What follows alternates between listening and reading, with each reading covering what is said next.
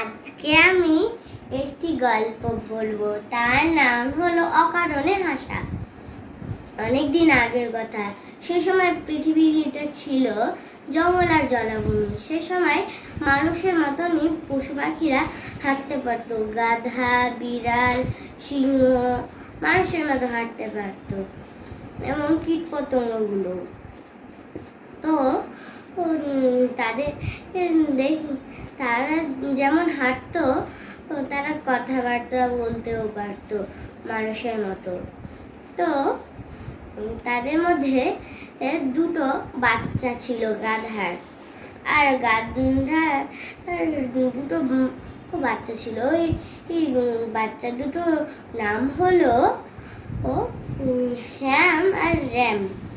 তারা খুব ভালো ভাই ছিল।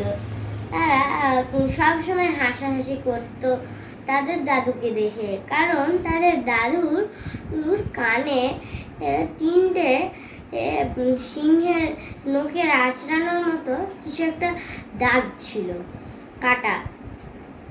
তো তাদের খুব হাসি লাগতো তাদের দাদুকে দেখে।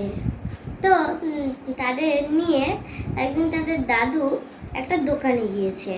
তো ওখানে একটা গাধা দোকান দিচ্ছিল ফলমূলের। তো সেই সময় তো জীবজন্তুদের আর টাকা দেওয়ার মতো কোনো কিছু ছিল না। তো তারা পাতা দিত আর নিত ফলমূল। তো তারা নিল।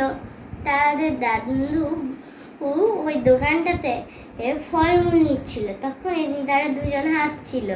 তখন ওই দোকানদারটা বললো যে কি হলো, তোমরা দুজন হাসছো কেন? তখন তারা বললো যে কিচ্ছু হয়নি, তারা মিথ্যা কথা বলছিল।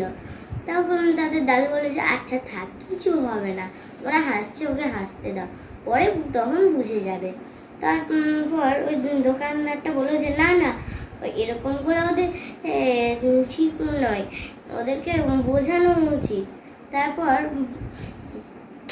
তাদেরকে ওই দোকানদারটা বললো যে তোমরা কি জানো, তোমরা যারকে দেখে হাসছো, তোমরা কি জানো সে এক সময় তোমাকে বাঁচিয়েছিল? তখন তাদের দাদু সব সত্যি কথা বলে যে একদিন একটা বাঘ এসে তাদের বাড়ির ওপর হামলা করেছিল, তাদের মা বাবাকে নিয়ে গেছিল। কোনো রকম তাদের দাদু বেঁচে ছিল। তাদের দাদু তাদের দুজনকে নিয়ে পালাচ্ছিল কোলে করে নিয়ে। তখনই ওই বাঘটা তার কানে একটা আঁচড় দেয়। তখন তার দাদু আহত হয়, কিন্তু তাও যুদ্ধ করে যায়। তো তাদের এই কথা শুনে দুজনে খুব খারাপ হয় আর তাদের দাদুকে ক্ষমা চায়। আর দোকানদারটা বলে যে তোমরা যদি এরকম হতে আর তোমার দাদু যদি এরকম করে হাসতো, তোমাদের কি ভালো লাগতো? তারপর দুজন তো নিজে স্বীকার করে যে আমাদের ভুল হয়েছে। তখন তারা তাকে মাফ করে দেয়। আর আমরা এই গল্পটা থেকে এই শিক্ষাটা পেলাম যে না বুঝে শুনে হাসাটা ঠিক হয় না।